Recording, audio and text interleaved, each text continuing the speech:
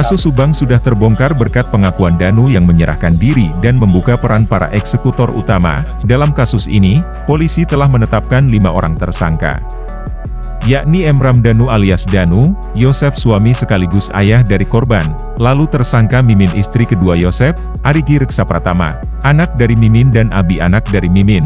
Kepala Penyidik, Danu menceritakan detik-detik Yosef menghabisi anak dan istrinya. Direktur Reserse Kriminal Umum Polda Jabar, Kombes Surawan, mengatakan, berdasarkan pengakuan Danu, ada hari kejadian, Danu diminta datang ke lokasi kejadian oleh Yosef, kemudian, Dani menunggu di garasi serta sempat diminta mengambil golok. Setelah itu, Danu tidak mengetahui apa yang terjadi di dalam rumah dan hanya mendengar suara teriakan dari salah satu korban.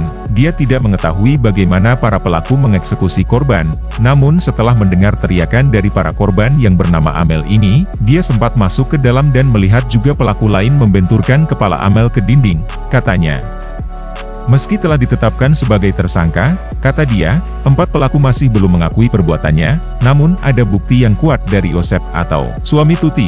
Ada temuan bercak darah di bajunya sehingga kuat dugaan bahwa Yah ini sebagai pelaku sehingga langsung ditahan. Dalam kasus ini, Danu menjadi tersangka pertama yang menyerahkan diri ke Polda Jabar dan menceritakan semua peristiwa yang dialaminya saat itu. Menurut pengakuan dia, Danu bukan eksekutor. Jadi, sementara kita lakukan pengawasan dia di tempat khusus dan keluarganya juga kita berikan pengamanan, katanya. Untuk kasus Pak Didi, rekan-rekan sudah sering tanyakan pada saya, bahwasanya semenjak 3 bulan terakhir ini kita melakukan pemeriksaan secara intensif terhadap para saksi, kemudian kita melakukan analisa bukti-bukti digital, baik itu CCTV maupun telepon seluler. Kita sering melakukan pemeriksaan terhadap para saksi maupun orang-orang yang curigai. Nah, 2 minggu lalu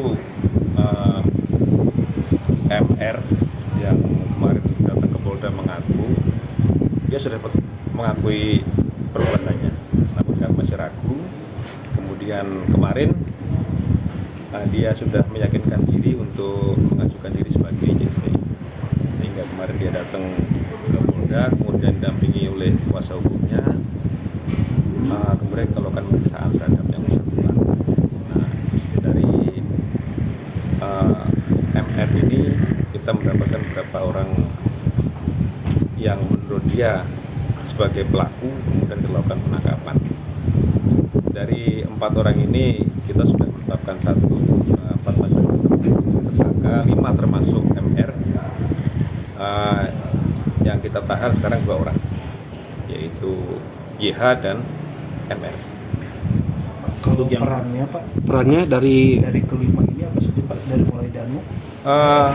Dari MR sendiri ini dia yang pertama diminta oleh YH untuk menemani ke TKP, ke rumah korban, kemudian dia menunggu di garasi, ini sementara pengakuannya ya. Kemudian diminta untuk mengambil alat golok. Setelah dia mengambilkan golok ini, dia tidak mengetahui bagaimana para pelaku ini melakukan eksekusi terhadap para korban. Dia menunggu di luar, namun setelah mendengar teriakan dari korban yang bernama Amel, ini kemudian dia sempat masuk ke dalam dan melihat juga pelaku lain membenturkan kepala Amel ke dinding. Namun ini dari para pelaku lain memang belum mengakui perbuatannya, namun ada bukti yang kuat terhadap YH atau orang tua korban suami Ibu Tuti ini.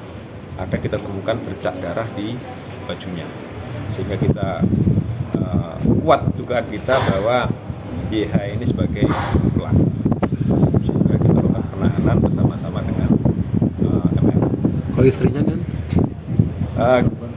Kita untuk pertimbangan penyidik untuk istri muda dan 2 orang anaknya kita sekarang belum melakukan penahanan, namun semuanya sudah kita tetapkan sebagai tersangka.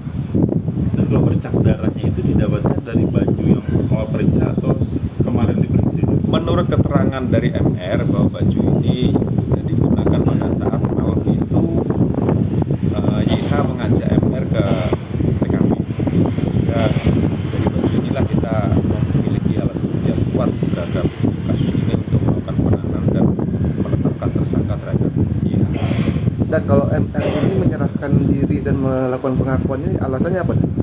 Jadi mungkin dia selama ini merasa ada tekanan, sehingga Memang 2 minggu lalu dia sempat mengaku pada saat kita lakukan pemeriksaan. Namun kita sendiri belum yakin. Dan kemarin menurut pengakuan dia sudah berdiskusi dengan keluarga dan kuasa hukumnya. Alangkah bagusnya kalau dia lebih baik menyerahkan diri dan mengakui semua perbuatannya. Berarti setelah ini apa yang dilakukan setelah ini? Setelah ini kita masih mendalami motif para tersangka ini, kemudian kita juga masih mengumpulkan bukti-bukti lain, kemudian mencari barang bukti yang digunakan untuk melakukan pembunuhan. Kemungkinan ada tersangka tambahan ya? Sementara belum, namun tersangka kita sudah 5 sekarang. Ya kita nanti mendalami peran masing-masing daripada tersangka, kemudian mencari kemungkinan ada peran-peran lain di balik kasus ini. Dan TKP ini kan sempat dibersihkan ya Dan ya? Itu atas perintah siapa Dan? Waktu itu untuk TKP sendiri itu memang sempat ada pembersihan TKP, sebenarnya bukan bersihan. Jadi yang membersihkan pertama itu adalah MR. MR yang membersihkan darah di lantai, kemudian juga memasukkan baju-baju ke kamar mandi. Berarti pelaku utama ini si Y itu berarti sementara dan Ya, kita duga 2 orang yaitu yang sekarang kita tahan IH. Kalau soal justice kolaborator itu sama. Untuk justice kolaborator kemarin sudah ada pengajuan, nanti akan diajukan ke LPSK.